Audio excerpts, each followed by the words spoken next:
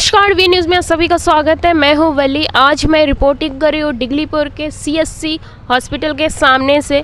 और आज जो मुद्दे पे मैं आज बात करने वाली हूँ, हमारे डिगलीपुर सीएससी एवं बहुत सारे पीएससी की कंप्लेंट आती है कि वहाँ पर जो है डॉक्टर नहीं है, वहाँ पर स्टाफ नहीं है, मेडिकल गंदा है। ऐसे बहुत सारे चीज़ों के बारे में कई बार हम जो है अपने चैनल के माध्यम से आप लोगों को दिखाने की कोशिश की है। आज हम मुद्दे पे बात करने वाले हैं।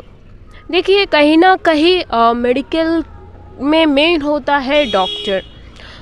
तो जैसे कि डिगलीपुर सीएससी जब हम 21 सेंचुरी में है और दुनिया इतना तेज़ी से आगे बढ़ रहा है, हर चीज़ डेवलप हो रहा है, वैसा ही हमारा डिगलीपुर में देखिए, पहले इंटरनेट नहीं था, उसके बाद इंटरनेट आया, 2G आया, 3G आया, 4G अभी आ गया है। तो वैसा ही डेवलप हो रहा है आस्ते अंडमान या डिगलीपुर बोल दीजिए। लेकिन हमारा हॉस्पिटल क्यों अभी तक डेवलप नहीं हो रहा है? अभी के टाइम हम लोग जब देख रहे हैं और भी जो है नीचे जा रहा है। अब 2024 आ चुका है, बहुत सारे चीज़ डेवलप होकर आगे बढ़ने लगे हैं, साइंस में आगे बढ़ने लगे हैं। हॉस्पिटल में हम जाते हैं तो जीपीपन में बहुत सारे टेस्ट अभी जो हमें बाहर जाना नहीं पड़ रहा है, यहीं पर होता है। लेकिन कहीं ना कहीं सीएससी डिगलीपुर की बात होती है तो यहाँ पर जो है हम बोल सकते हैं डिमोट हो रहा है, नीचे जा रहा है, डिक्रीज़ के जगह इंक्रीज़ के जगह डिक्रीज़ हो रहा है। कैसे? देखिए, अगर हम पिछला साल देखें या पिछले देखते हैं तो डिगलीपुर हॉस्पिटल में कई सारे डॉक्टर थे। जैसे कि अगर स्पेशलिस्ट आप लेते हो तो हमारे पास आई डॉक्टर थे, हमारे पास स्किन डॉक्टर अलग सा था, हमारे चाइल्ड स्पेशलिस्ट थे, हमारे पास गायनोलॉजिस्ट थे, ईयर यानी कि कान के डॉक्टर अलग से थे। उसके अलावा 8 डॉक्टर जो एलोपैथी डॉक्टर है हमारे डिगलीपुर सीएससी में यहाँ हुआ करते थे।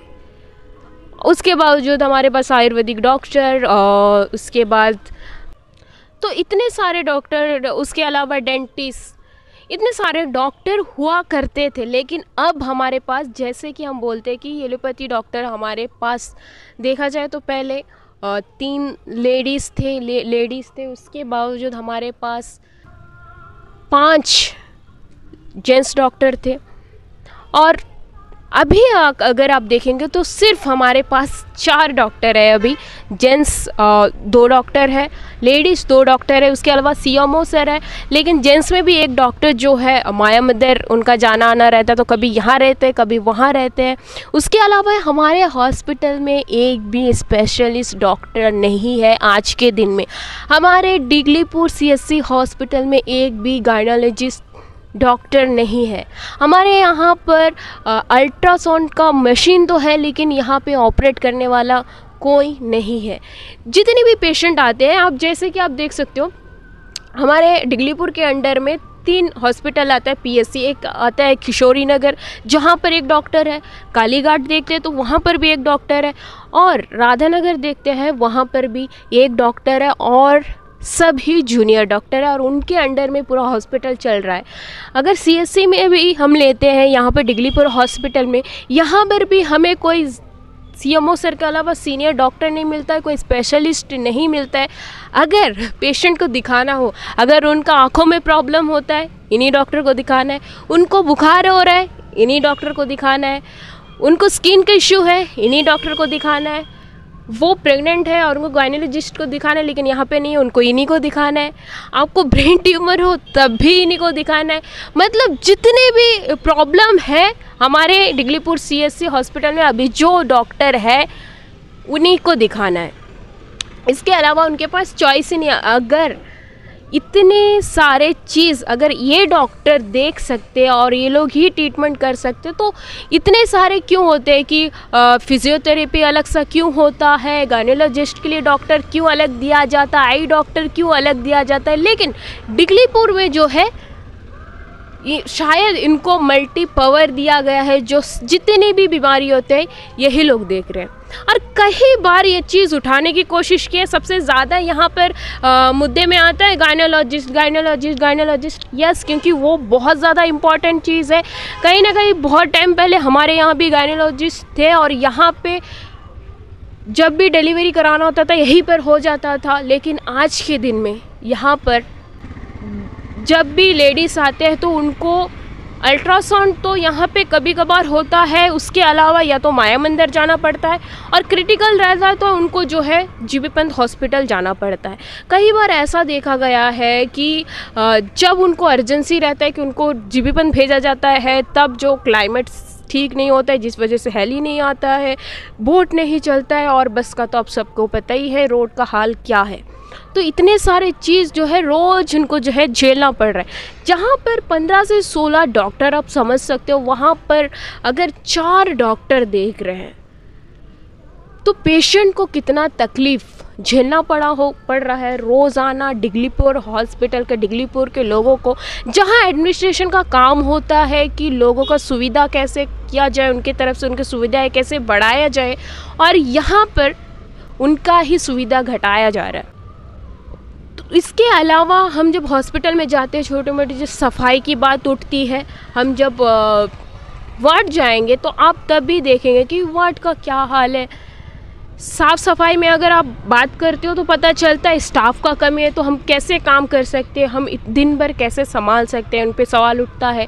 ऑफ कोर्स अगर स्टाफ नहीं होगा तो काम कैसे होगा। यहाँ पर 4 से 5 इनके पास स्टाफ है, जिसमें से कई एज वाले रहते हैं जो काम नहीं कर पाते हैं। तो ऐसे में हॉस्पिटल गंदा रहता है, जिस वजह से पब्लिक और ज़्यादा बीमार होते हैं। और कहीं ना कहीं मैं यहाँ पे एक ये भी बोलना चाहूँगी, जब पब्लिक भी आते हैं उनका भी जिम्मेदारी बनता है कि वो भी कहीं ना कहीं वही हॉस्पिटल में रहता है और वो भी साफ़ सफाई रखने की कोशिश करे हॉस्पिटल को। और कई बार हमें ये भी देखने को मिलता है कि यहाँ पर जहाँ पर नर्सिंग का ड्यूटी होता है, या तो ANM ड्यूटी कर रहा है या CHO ड्यूटी कर रहा है उनके जगह पर। तो कहीं ना कहीं डिगलीपुर को आप अभी देखा जाएगा तो डिगलीपुर हॉस्पिटल में खास करके मैं जैसे बोला था डिमोशन में चल रहा है, नीचे जा रहा है। कितना कम हो चुका है, हमारे पास एक स्पेशलिस्ट नहीं है। वहाँ से जो PSC से आते हैं उन्हें सबको जो है डिगलीपुर भेजा जाता है, डिगलीपुर से जो है सबको पोर्ट ब्लेयर भेज दिया जाता है। अगर हमें हर चीज़ के लिए पोर्ट ब्लेयर ही जाना पड़ेगा जनता को, तो यहाँ पर हॉस्पिटल होने का क्या मतलब बनता है। तो यही चीज़ हम चाहेंगे जो हमारा इसके साथ मैं एक चीज़ ऐड करना चाहूँगा, जब भी हमारा सांसद जब हम चुनते हैं कि वो हमारे लिए बात करें, हमारा सुविधाएं देखे, जनता को सुविधाएं देखे कि उसको क्या कमी हो रहा है, किस चीज़ से उनको जो है असुविधा हो रहा है, उसे हमें पूरा करें। लेकिन जब वो लोग यहाँ आते हैं राउंडिंग में और उनसे जब कंप्लेंट किया जाता है, वो लोग रिटर्न में मैं देखती हूँ जब स्पीच देते हैं तो वो हमसे कहते हैं कि हॉस्पिटल में ये चीज़ नहीं है और ये हमें बुरा लग रहा है। अगर पॉलिटिशियन या जो भी हम उन लोगों को उम्मीदवार चुनते हैं वो भी आके हमसे कंप्लेंट करते हैं या ऐसी स्पीच बोलते हैं, तो उनमें और आम जनता में क्या फ़र्क रहा कि। और कई सारे पॉलिटिशियन में मैं उठाना चाहूँगी, कई लोग हमसे ये कहते हैं कि इनका जो है आज हम जो है ट्रांसफ़र कर देंगे, इनको मैं यहाँ रहने नहीं दूंगा। इतना पावर अगर आपके पास है एक लोगों को ट्रांसफ़र करने का, आपके पास इतना हिम्मत क्यों नहीं है कि कोई किसी को यहाँ ला के काम पे लगाए आप लोग। ये भी मैं उनसे सवाल करना चाहूँगी। और एडमिनिस्ट्रेशन जो नहीं देख रहा है उनको ये कहना चाहूँगी, जागे और देखिए यहाँ पर क्या चल रहा है, लोगों की क्या ज़रूरत है। और जो लोग देख रहे हैं मैं उनसे भी कहूँगी कि इस वीडियो को जो है ना आप लोग शेयर कीजिए कि ये जहाँ जाना चाहिए वहाँ जाकर वो लोग देखें इस वीडियो को। और आप कमेंट्स भी कीजिए कि इस कमेंट को देखकर उनको लगे कि आपका जो पावर है वो कमेंट्स में दिखाइए और उनको लगे कि यहाँ में क्या प्रॉब्लम चल रहा है, आखिर आप आकर देखें और यहाँ का जो असुविधा है उसे कम करने की कोशिश करें। तो ऐसे ही न्यूज़ के लिए हमारे साथ जुड़े रहिए और देखते रहिए वी न्यूज़। धन्यवाद।